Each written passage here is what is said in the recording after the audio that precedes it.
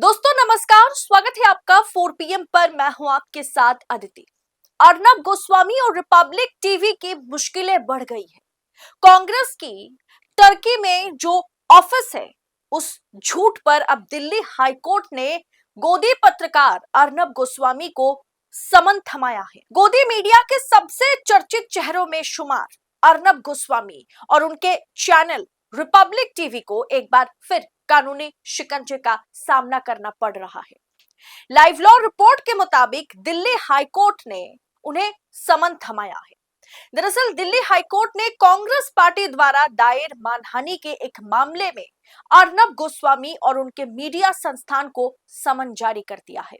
दरअसल कांग्रेस ने अब ठान लिया है कि कोई कुछ भी करे, कोई कुछ भी कहे, विपक्षी नेता, जब सरकार उन पर ईडी सीबीआई मानहानि के मामले, खुद राहुल गांधी पर 32 या 33 मामले दर्ज है मानहानि के और भी तमाम चीजों पर, थोड़ा कुछ कह दो तो तुरंत मानहानि का मुकदमा दर्ज हो जाता है।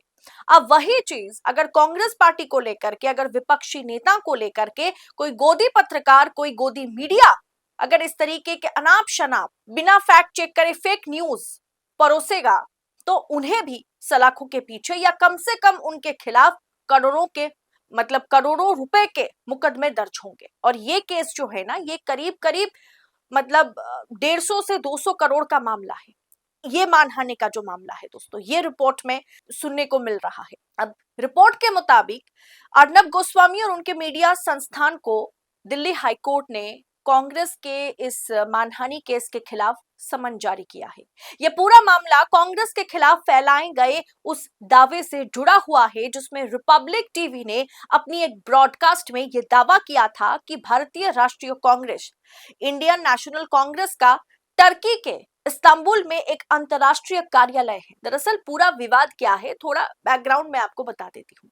पिछले साल मई में 2025 मई में रिपब्लिक टीवी पर एक सनसनीखेज रिपोर्ट चलाई गई थी। इसमें दावा किया गया था कि टर्की का, यानी तुर्की का जो इस्तांबुल है, वो कांग्रेस सेंटर है। वहां पर इस्तांबुल कांग्रेस सेंटर जो है टर्की में, वो दरअसल कांग्रेस की एक पार्टी ऑफिस है, कार्यालय है।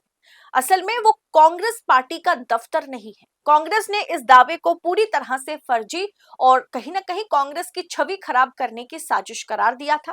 बाद में यह खुलासा हुआ कि वो कोई राजनीतिक दफ्तर नहीं, बल्कि एक अंतरराष्ट्रीय सम्मेलन है जिसका नाम कांग्रेस सेंटर होने की वजह से उसे जानबूझकर गलत तरीके से गोदी मीडिया ने पेश किया। दोस्तों, आज लोकतंत्र का चौथा स्तंभ जहां सत्ता के आगे नतमस्तक है, वहीं पर 4 PM बेबाक और बेखौफ पत्रकारिता को जिंदा रखने की पूरी कोशिश में जुटा हुआ है। हम पर मुकदमों से लेकर के चैनल बंद करने का भी दबाव बनाया जा रहा है, लेकिन हम हारेंगे नहीं।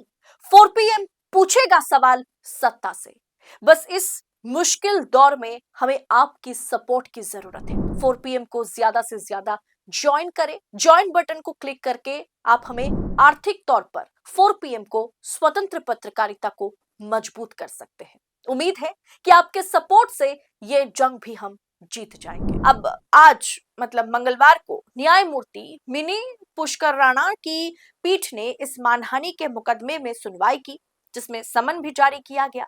अदालत ने अर्नब गोस्वामी और रिपब्लिक टीवी को नोटिस भेजकर 30 दिनों के भीतर अपना लिखित जवाब देने के लिए कहा है, निर्देश दिया है कि आप रिटन जवाब दाखिल करें। दोस्तों, हालांकि अदालत ने अभी के लिए विवादित सामग्री पर तत्काल रोक या किसी भी तरीके का जो रिलीफ होता है, वो रिलीफ जारी नहीं किया है और किसी भी तरीके से इस मामले में अभी रिपब्लिक टीवी को या अर्नब गोस्वामी को रिलीफ देने से कोर्ट ने इनकार कर दिया है।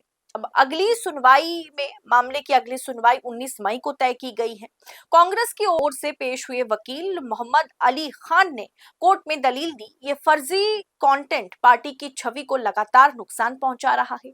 भले ही ये मान लिया जाए कि ये झूठ है, फिर भी लोग इसके बारे में बातें कर रहे थे और इसे सच मान रहे थे, क्योंकि इसे एक बड़े मीडिया पर, बड़े चैनल पर ब्रॉडकास्ट किया जा रहा था। अब दोस्तों, गोदी मीडिया पर क्या ही बात करें, अब बहुत अच्छे से जानते हैं कि गोदी मीडिया किस तरह की खबरें चलाती है। अब हाल ही में आपको याद होगा कि ईरान ने स्ट्रेट ऑफ हॉर्मूज से इंडियन शिप को निकालने का या पास ऑन करने का एक तरीके से ग्रीन सिग्नल दे दिया था। बाद में खुद हमारी जो सरकारी अधिकारी हैं उन्होंने प्रेस कॉन्फ्रेंस करके बताया कि भाजपा जो दावा कर रही है, जो गोदी मीडिया उस दावे पर थिरक रही है, वो सब फेक न्यूज है। आप अभी तक मतलब उसके बाद तो 2 शिपमेंट को कल छोड़ा गया है क्योंकि एलपीजी क्राइसिस को देखते हुए ईरान ने ये फैसला लिया, वो भी जो हमारे इंडियन से जो भारत में रहने वाले लोग हैं उनके लिए, ना कि सरकार से किसी तरह तरह की कोई बातचीत हुई थी।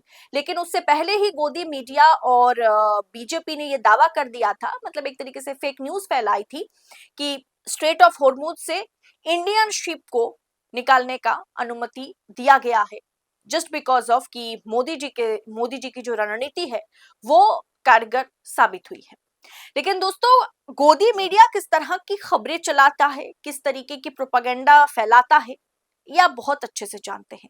इस मामले को लेकर के सोशल मीडिया और राजनीतिक गलियारों में चर्चा तेज है क्योंकि कांग्रेस का कहना है कि अब से इस तरह की फेक न्यूज पर हम इसी प्रकार का प्रहार करेंगे, हम उस केस को कोर्ट तक लेके जाएंगे और देखेंगे कि किस हद तक ये लोग झूठ या प्रोपेगेंडा विपक्ष के खिलाफ, कांग्रेस के खिलाफ फैला पाता है।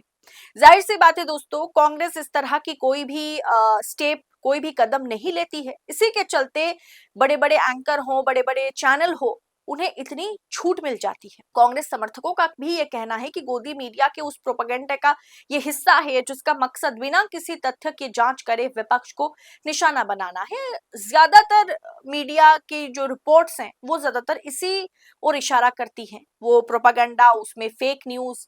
लेकिन हाँ, अगर सरकार से सवाल पूछने के लिए कोई मीडिया हिम्मत जुटाती है, कोई पत्रकार हिम्मत जुटाते हैं, तो नेशनल सिक्योरिटी का हवाला देते हुए उस चैनल को बंद करा दिया जाता है, जैसे 4 पीएम के साथ हुआ।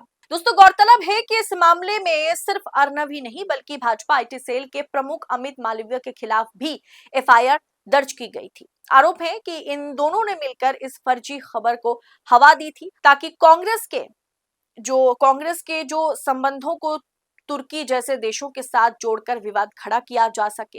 ये मामला पत्रकारिता की नैतिकता और फेक न्यूज के बढ़ते चलन पर एक गंभीर सवाल खड़ा करता है।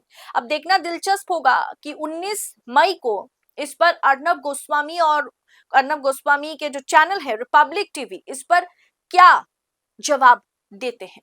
फिलहाल इस रिपोर्ट पर आपकी राय क्या है? जितना बड़ा झटका अर्नब गोस्वामी और रिपब्लिक टीवी को लगा है, इस पर आपकी टीका टिप्पणी कमेंट बॉक्स में बेझिझक होकर के लिखिएगा और ऐसी तमाम खबरों को यूं ही पाने के लिए 4 पीएम न्यूज नेटवर्क के साथ बने रहें। इस रिपोर्ट में इतना ही, आपसे जल्द होगी मुलाकात। बहुत बहुत शुक्रिया आपका। जय हिंद, जय भारत।